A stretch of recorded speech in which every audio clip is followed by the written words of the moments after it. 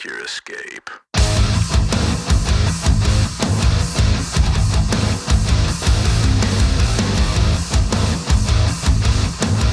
Hey, welcome back. We are glad you're here. Don't touch that dial. You are in the right place if you're looking for inspiration, motivation, encouragement. We have it for you here at Last in Line Podcast, where we are teaching guys how to not only charge the mountain and be the tip of the spear in leadership, but also to be the kickstand that props people up and empowers and encourages other leaders to be the best version of the leader within them. We are all leaders. We all have influence. And as it says in Mark 9:35, he who wants to be first will be the last of all and servant of all. That's what Last in Line Podcast is about. And I hope you walk away different than when you turned on this podcast. I hope you walk away with the revelation that you were called to lead, that you were called to have influence, and that you were called to serve. And today I think it's important that I discuss what's been a little bit weighing on me lately regarding balance in our life. And a lot of the times the context we attach to balance is either like a balanced diet, all the nutritionists and dietitians that are out there and the health craze that we've been in for, 20, 30 years. Balanced diet we hear a lot of. And then we also hear most frequently probably work-life balance. And that's usually just what it says, right? It's how much we spend on our careers, how much we bring home, how it affects our personal life and our families, and the time we invest with those people closest to us. But so the context today is going to probably encompass more of the work-life balance, but more just balance in general in our relationships, in ourselves, our spirituality, our careers, of course, and then, with the roles we take on throughout our lives, husbands, fathers, co-workers, leaders, bosses, even if you're in leadership. But I wanted to read a couple stats to you that I found interesting, because they're really more around work-life balance, like I just talked about. And these are staggering. And I know that we all conceptually know certain things. Theoretically, we have an idea that something is the case, but when you put numbers to it and attach real data to it, it magnifies the impact and magnifies really our perspective of that particular topic. And so put this on for size. Try this on, marinate in these stats for a minute. 48% of Americans believe that they are workaholics. So 1 out of 2 people that you work with consider themselves workaholics, if we're talking generally speaking, based on this data. 72% of people say that while looking for a job, work-life balance is something that they consider, right? I mean, I guess we all would love in a perfect world to be able to pick a job based on that. And does it allow flexibility for a healthy home life as well as challenging work life, I guess. And so again, the stats here are off of Apollo Technical is the website. Engineer Talent Solutions is the website I'm getting these from. So they did a top, 6 or 7 list. I'm just going to give a couple to you. But again, 72% say they're looking for work-life balance, right? That's a duh moment. Of course we are. 77% of Americans who work full-time have experienced burnout at their jobs. So there's varying degrees of burnout. We obviously can agree on that. Whatever burnout to you may not be burnout to me. And the triggers for that and the cause and effect of burnout, it varies from person to person, of course. But like, aggregately as Americans, and I would say specifically America, because you hear about European workers, they get, mid-afternoon naps. They may not come in till later in the day. Maybe they work a little later, but still there's more of a focus on job satisfaction, healthy work-life experience, workplace experience. So they do a lot of midday naps, a lot of breaks. So Americans specifically have experienced burnout. So almost 8 out of 10 in their jobs I would agree with that. Like, especially now, like we're all running after the same dollars, and we're all running after the same status and fame and toys and different things that are, obviously spiritually, we know, fleeting, of this world. They're temporary. But yeah, we experience burnout at our jobs, but um, which leaves us no fuel in the tank, really, going by that stat, to be the husband and father that we need to be at home. And then last one here is $190 billion. It always means something when you put dollars to it, right? When you attach a spend, a dollar amount. $190 billion has been spent to address physical and physiological effects of burnout. Now, you can probably bend and twist data to fit a particular narrative if you want. There's no doubt. But $90 billion addressed to psychological. I said that totally wrong. Physical and psychological effects of burnout. Makes more sense, right? If I could read, I would have said it correctly. Yeah. So obviously, physical and psychological effects of burnout is a real thing. I mean, it's so I wanted you to kind of get a grasp of that, kind of give you a foundation of the talk today. And I'm not going to be specific to your workplace.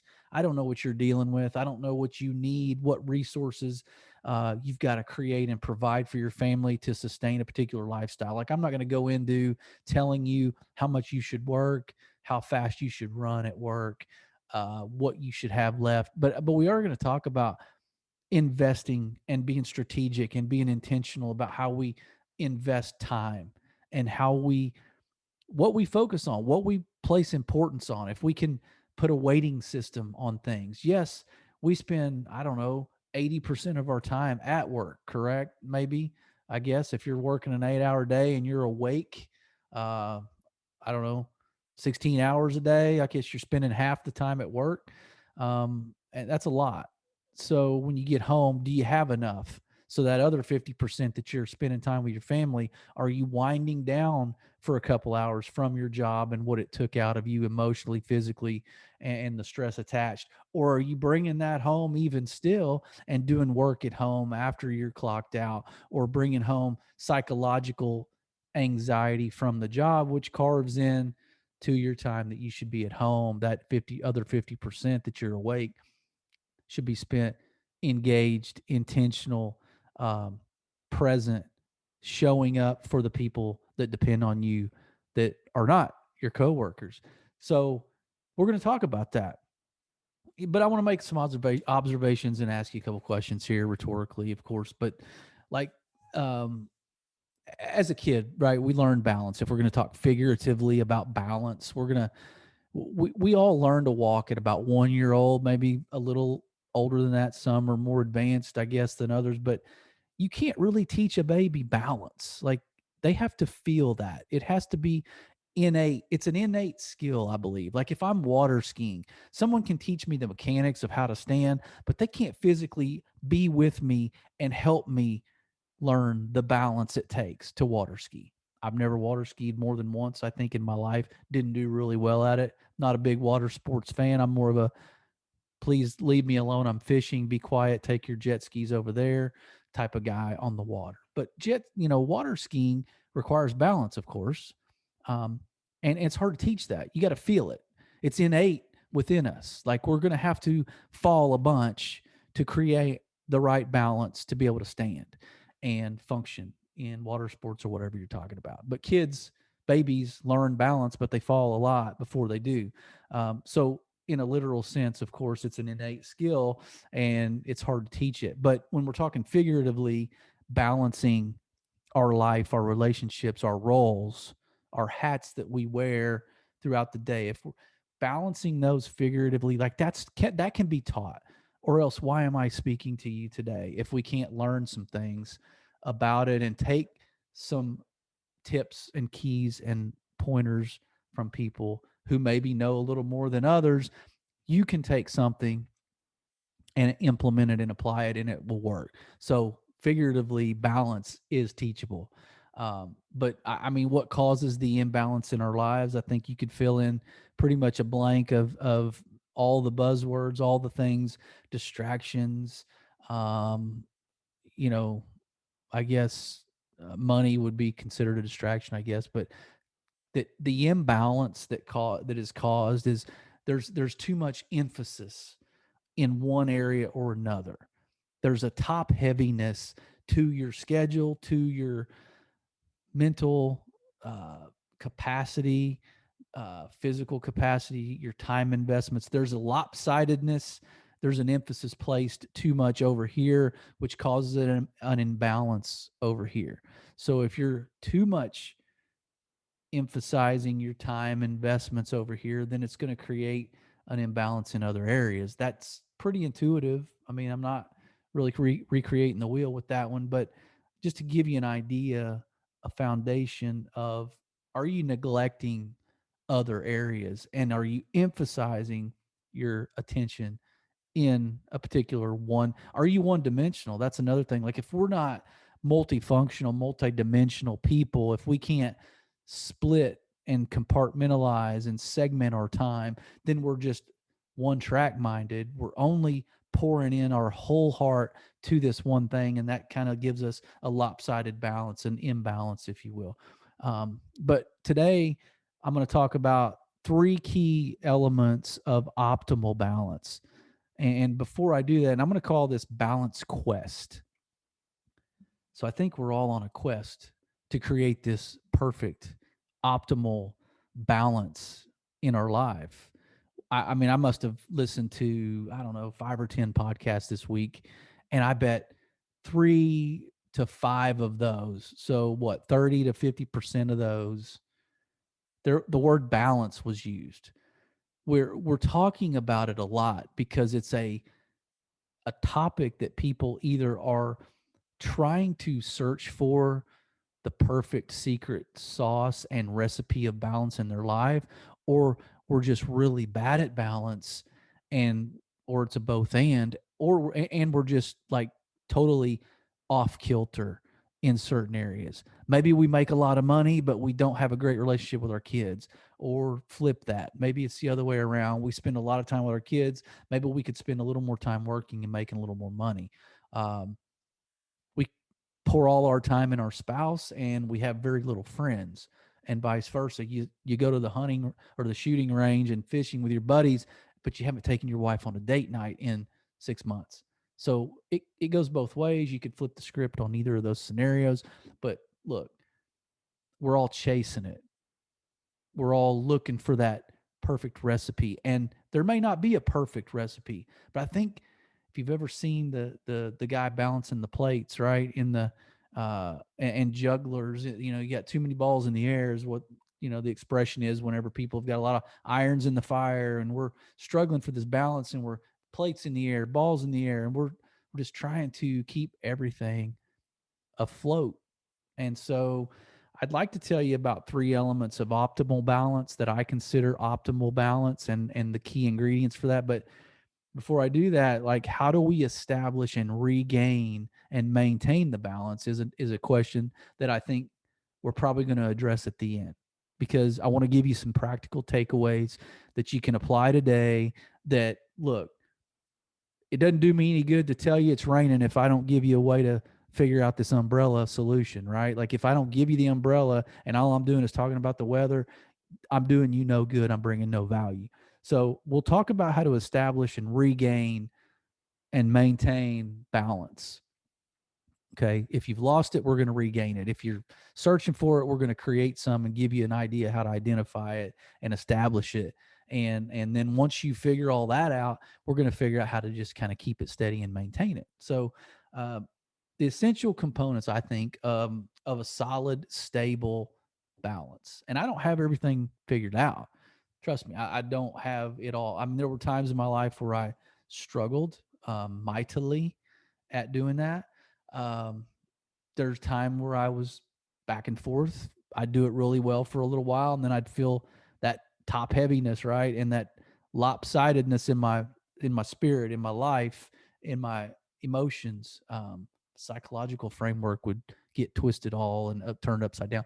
But I think now, as you get older, of course, and you learn lessons and you have experiences and you draw from other people that you respect, and you gain this wisdom and discernment. I think you're opening the door for you to say no to things and yes to things in the right way, and create that list of priorities that matter. And then there's this kind of a sweet spot, right? This homeostasis, I guess, in your spirit, and this steady state uh, of time that you're investing, and you feel a little bit more balanced. And that comes with time, that comes with age. I see some young people have it done real, they do it really well. But me, I'm a late bloomer, had to learn probably the hard way a lot, and started seeing the bigger picture and started figuring some things out. So hopefully I can translate that to you and pass the torch, and then you can do the same for somebody else. So first one, if we're talking about three key elements for optimal balance, and I'm going to have a little bit of my coffee real quick. So forgive me if you're not watching this. You know me. I'm going to have a cup of coffee every time, not just a couple times, every time. Hope you're enjoying a nice cup of Joe as well. Shout out to my man, Randy Lavere at Armored Nation Coffee. Shout out to the people that make community coffee, because I'm a big fan. Shout out to Gridiron Coffee, my guy out there in Georgia. Uh, and so, anyway, thought I'd have a little coffee promo PSA. Anyway, first one's footing, what I call footing. I'm going to give you three F's. Of course I am. Of course I'm going to go three F's. Three words that start with the same letter. Shocker. No. So footing, you're going to figure this out. Footing is key. In balance, in a figuratively and in a literal sense, footing is how you really establish balance. It, and what kind of footing you have is going to determine whether you maintain it or not. So your footing in who you are is going to create balance, balancing your identity, not getting so wrapped up in your business card and the title under your name on that thing, your bank account. Like, all of those are important, but not getting so wrapped up that you put all of your identity into this job or into this financial status, this class that you're in. And, you know, identity is a big thing. And if we understand who we are, obviously spiritually in Christ, that determines a lot. There's a lot that follow that if you can get grounded in the footing of your spiritual identity first. But we got a lot of people that are out there plugging all of their efforts into this career, right? And a lot needs to be poured into that. I get it. You're trying to maintain, you're trying to establish yourself, trying to get some traction financially in your life so you can provide some of the things that you want, a lifestyle for your family. Love it. Nothing wrong with it. Did it. Am doing it now, but I'm not wrapped up. My identity is not wrapped up in that. It's not who I am. It's just what I do. But yeah, I want to make as much money as the next guy. But I think when we get off balance in our identity, and it becomes all about money, all about career, then obviously something's going to be void. There's going to be a vacancy somewhere, right? If this is a weird, stupid analogy, but if all the hotels are booked except for one, like if all the people go to three or four of the hotels and there's only five in the town, there's obviously one hotel that's going to have more vacancies because it's more off. I mean, the balance isn't there. It's all top heavy to these three or four hotels, and then this one is going to have vacancies, right? Dumb, terrible example. I don't know why I even thought of that. I guess because I was thinking about booking hotels for my daughter's volleyball travel that we have coming up, and I don't know, that it just came to me from way outer space. But literally, like, if you're pouring all of your resources into this one thing, then obviously there's a vacancy somewhere else. Unless you're superhuman, your bandwidth is only what it is to a certain degree. And so I'm plugging in 90% to my job. The 10% I have left isn't enough to cover the other people in my life that depend on me, my kids, my wife, my friends, my church, my community. Like, there's not enough of me to go around. So we got to balance that out. Um, you know, there's got to be some, in this footing component, there's got to be some elements that are non-negotiable. about you.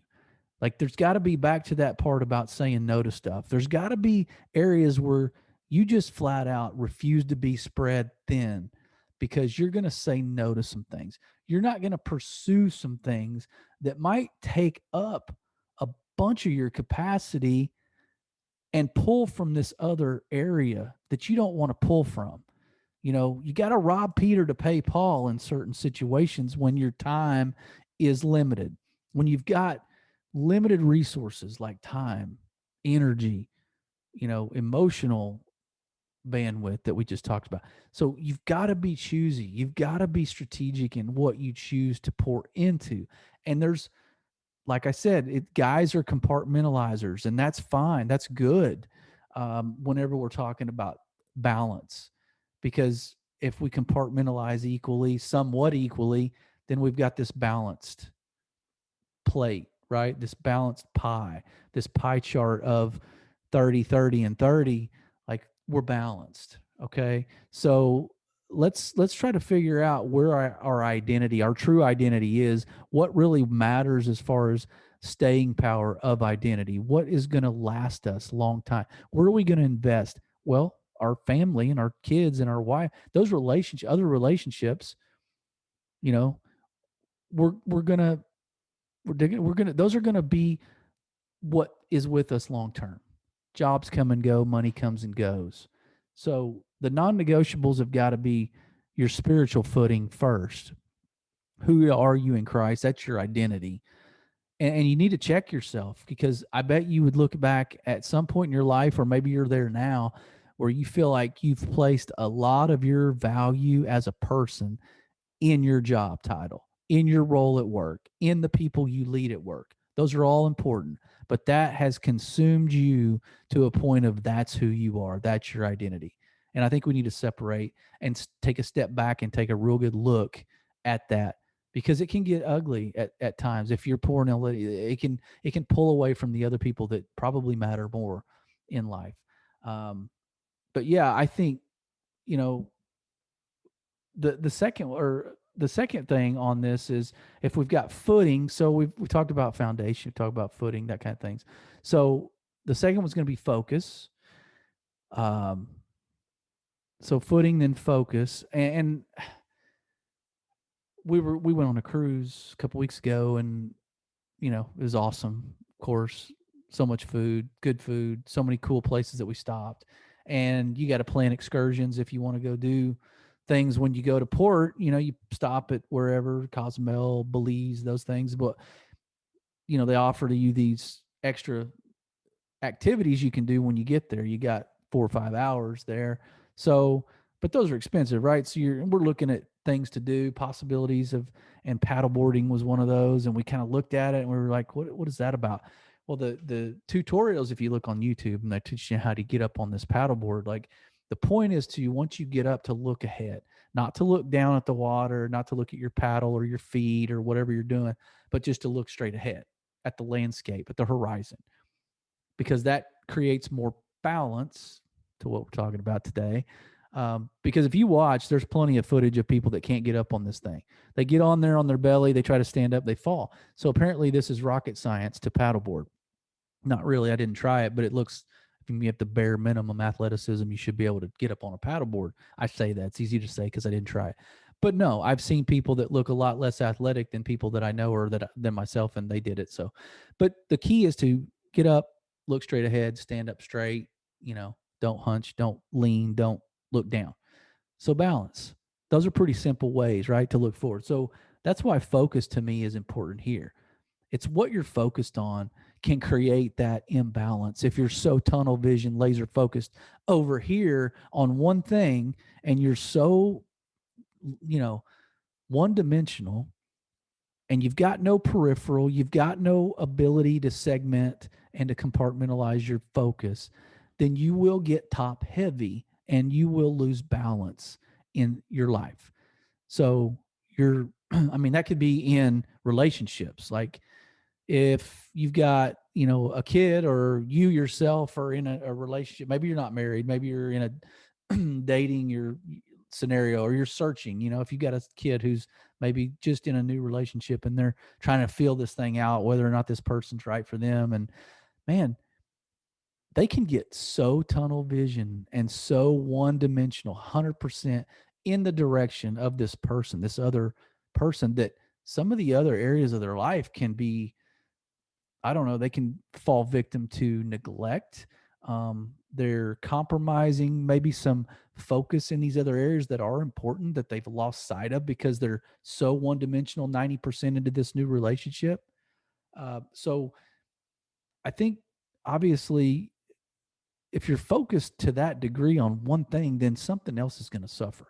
And I think you guys already know this. But while, those things are important, we got to understand that the mission matters. What is your main mission? Like, your sole mission in life is not that particular relationship in that moment. Your sole mission in life is not 100% in that job and that team you're building and that paycheck that promotion you're trying to get. It's not one thing, right? It's multiple things that need focus and need your shared time. You need to share capacity with those things. Um, the mission still matters, and our mission as believers, as Christians, as Christ followers, our mission is to reflect Christ in everyday life. Our mission is to create and maintain and really exemplify this moral standard that we live by, to exhibit love whenever nobody else will or it doesn't feel like we should, and I struggle with that. But those are areas that our mission should revolve around. So the mission still matters, and we've got to keep it at the center. Like, the mission's in the crosshairs. Like, that's where we don't waver from there. That's in our line of sight and never moves. And so the mission matters, and we've got to be forward facing on our focus. It again, the paddleboarding example, you don't necessarily, if a paddleboarder is going and they see some cool wildlife maybe down in the water or up on the surface and they paddle past them, they're not looking back at that piece of marine life, that's behind them. Once they pass it, it's done. Like, they saw it, they're moving on. It's detrimental if they continue to focus on that behind them.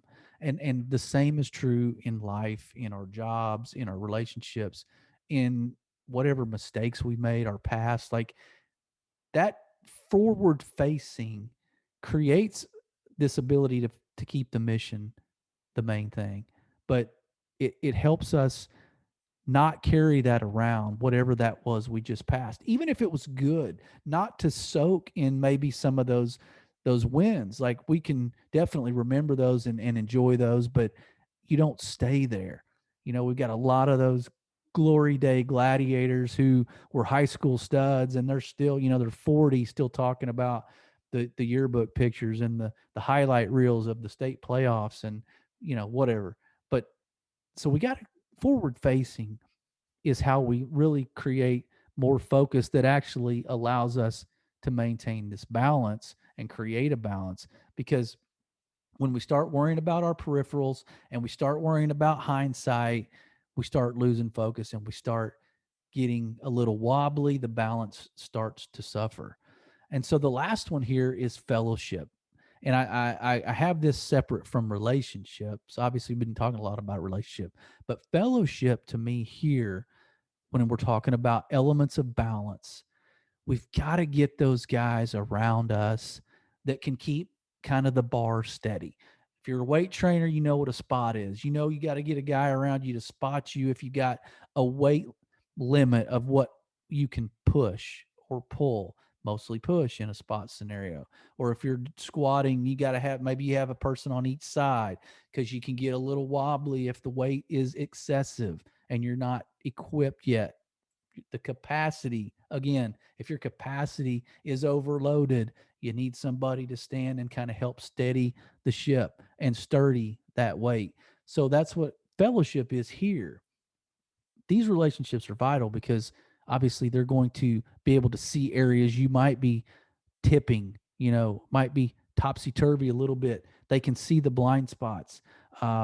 They can create this accountability structure where they prop you up on areas you might be low. I mean, if you've seen the new movie Top Gun, when you're coming in to land that plane, actually, it was the first movie, the first very opening scene when Cougar, one of the guys that ends up quitting because he gets rattled, he's trying to land and he's coming in wobbly, and they're saying, "You're too low, Cougar. You're too low on this side.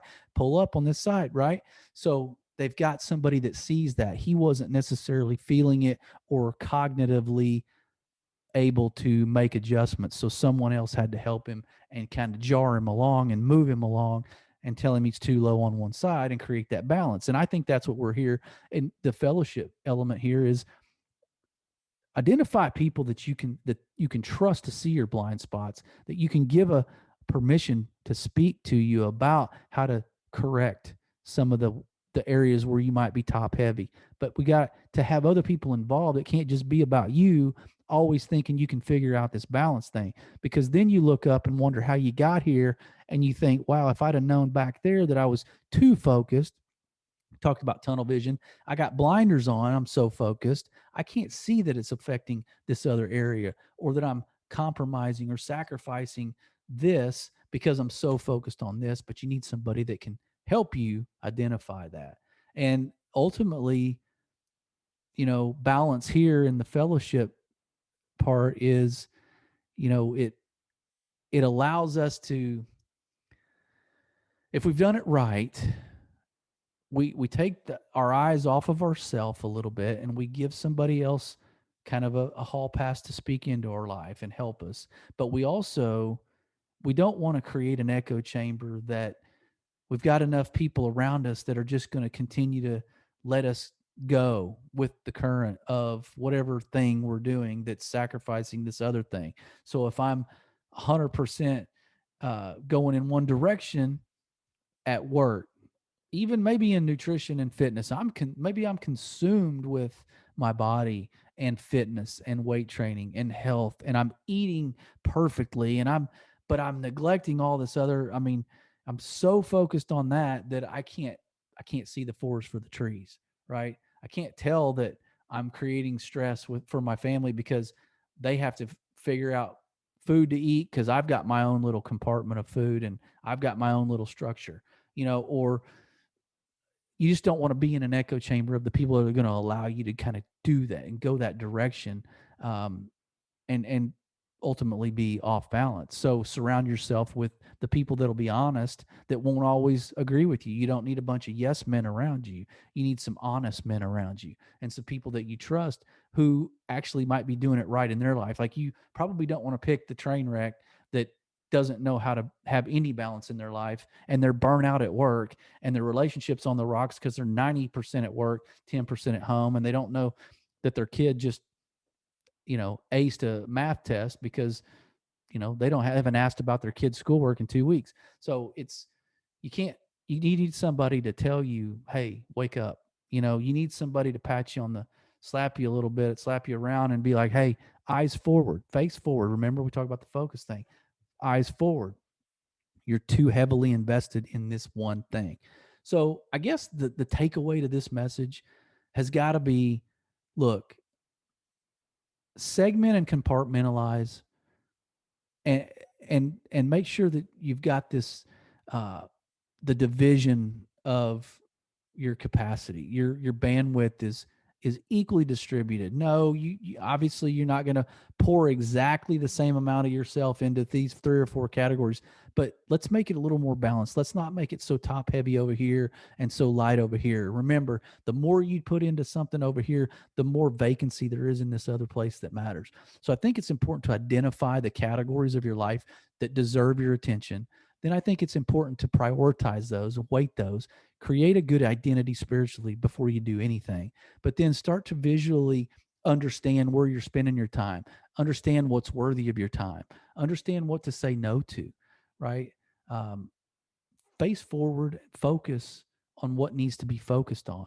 There are times, yes, where you've got to create more attention in this one direction, but that goes back to, you get back to after you've invested that time, you get back to to middle, you get back to square one, and you get back to stable, and you get back to balanced. And so we bring it back to center, bring it back to middle. The construction guys would say plumb line. Um, but so remember that the mission matters. Remember that facing forward is the way to go. Yeah, you can see things around you. Take notice.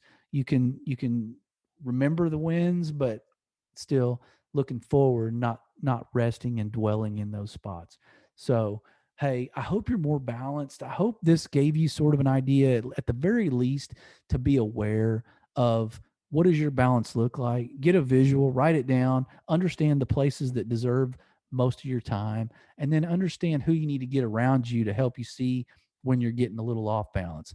But create the balance, maintain the balance, stay consistent, right? And then once you've established that balance, you'll start to refine those processes and understand how you get back to square one every time when you start to feel that tilt a little. So I hope that was good for you. Hey, send us an email, lastinlineleadership@gmail.com. Give us a shout on Instagram, last_in_line_leadership. And hey, when you send us an email, of course, we can send you a free copy of our book, the journal, 52 weeks with scripture and areas for you to get a visual of this balance. There's actually a balance triangle page in each week that you can plot where you spent your time. It helps in this area. I'm not saying you have to get that, but that's another tool. So yeah, reach out to us, give us a rating and review, share this episode, share the podcast, get more people on board in the Last in Line family. With that, be blessed. Make your escape.